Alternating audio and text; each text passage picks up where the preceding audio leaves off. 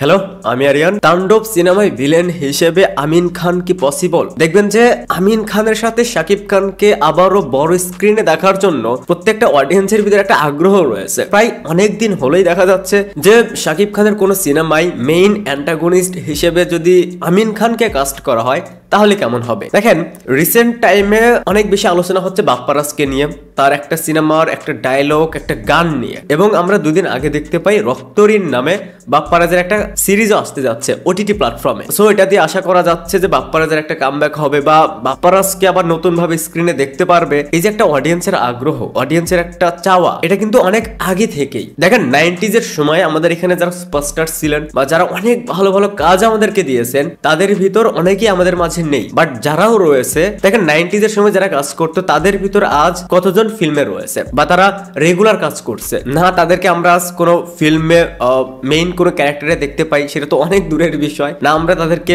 Main antagonist, main protagonist হিসেবে দেখতে পাই, না আমরা তাকে ক্যারেক্টার আর্টিস্ট হিসেবে দেখতে পাই, কোনো কিছুতেই আমরা তাদেরকে দেখতে পাই না। সো এই জন্য দেখবেন যে তাদের পুরোনো কোনো সিনেমার গান বা ফুটেজ বা ক্লিপস দেখলেই সবাই নস্টালজিয়া ফিল করে, কারণ একটা সময় তাদের সিনেমা দেখেই তো আমরা বড় হয়েছি। সো এই সময় এসে তাদেরকে আমরা বিগ স্ক্রিনে দেখতে পাচ্ছি না। সো এটা একটা আফসোসের জায়গা যে তারা এমন একটা ইন্ডাস্ট্রিতে বিলং করে, তাদেরকে কেউ ঠিকঠাক ভাবে ইউটিলাইজই করতে পারে না। আমিন খান, বাপ্পারাজ, রুবেল, এরকম অনেক আর্টিস্ট রয়েছে যারা 90s এর সময় ইন্ডাস্ট্রি কাঁপিয়ে বেরিয়েছে। তাদেরকে যদি আপনি আজও এখনো ঠিকঠাক ভাবে ইউটিলাইজটা করেন, তাদেরকে দিয়ে দারুণ কিছু পসিবল এবং দর্শকদেরও একটা আগ্রহ তৈরি হবে সেই সিনেমাটার প্রতি। এখানে আরেকজনের নাম নিতেই হয়, আলমগীর স্যার। দেখেন, উনাকে দেখতে এখনো যত সুন্দর লাগে, উনি এখনো সেই দাপটের সাথে অভিনয়টা করতে পারেন এবং পারবেন। বাট আমি লাস্ট তাকে কোন সিনেমায় দেখেছি সেটা আমি নিজেও জানি না। দেখেন, শাকিব খানের আপকামিং ফিল্ম বরবাদ, যেটা এবার ঈদুল ফিতরে রিলিজ পাবে, সেই ফিল্মে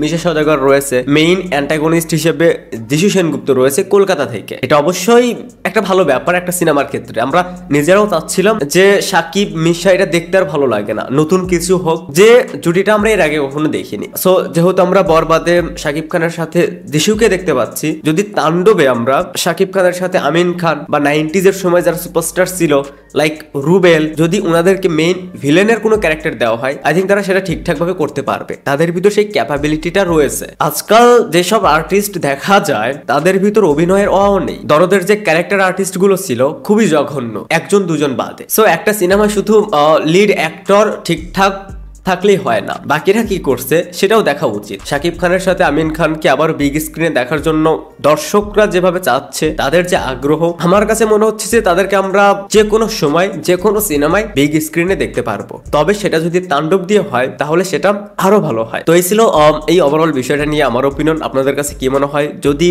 শাকিব খানের তাণ্ডব সিনেমায় আমরা সেখানে মেইন ভিলেন ক্যারেক্টার আমিন খানকে দেখতে পাই তাহলে সেটা কেমন হবে, সেটা অবশ্যই কমেন্টসে জানাবেন। Thanks for watching, by.